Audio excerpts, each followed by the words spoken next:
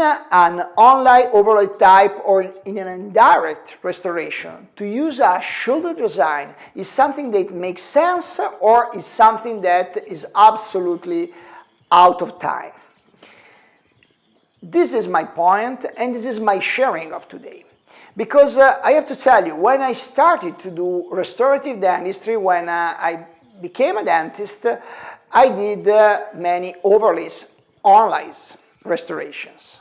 And I did in this partial restoration with the cuspal coverage, many coverage with a cervical grasp, with a shoulder. But little by little, going ahead, I was watching my mentors, I was watching some articles, some other clinicians, some important authors, and little by little, I was trusting more on something like a more adhesive in terms of design or preparation. And then I trust more on adhesion and on what is the link, the bond strength that we can have, forgetting a little bit more the retentive design of the preparation. In the article that I wrote in 2017, and then you can download on my website at aesthetics.com, federicoferraris.com, for the kind permission of Quintessence Publishing House, in this article talking about posterior indirect adhesive restorations, we can see what is our classification as an aesthetic approach, and then we can see also what is the indication.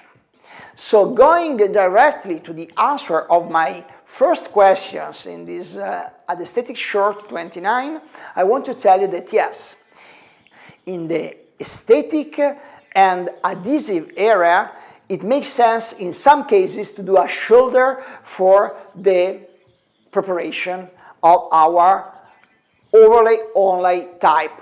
Okay? Why? Because in many cases, starting from the point that as our philosophy, as our protocols, we want to have an inner build-up for our adhesive partial indirect restoration in posterior teeth.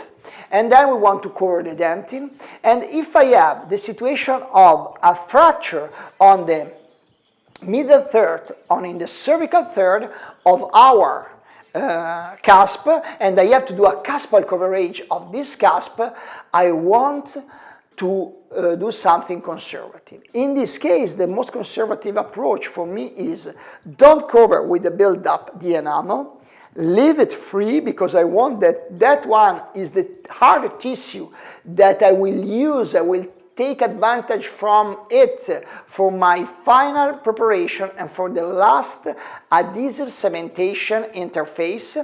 And then I want to build up with a resin-based material in more vertical way in the inner part, and automatically from this inner build-up and my flat fracture margin in enamel, I can just refine easily my shoulder preparation.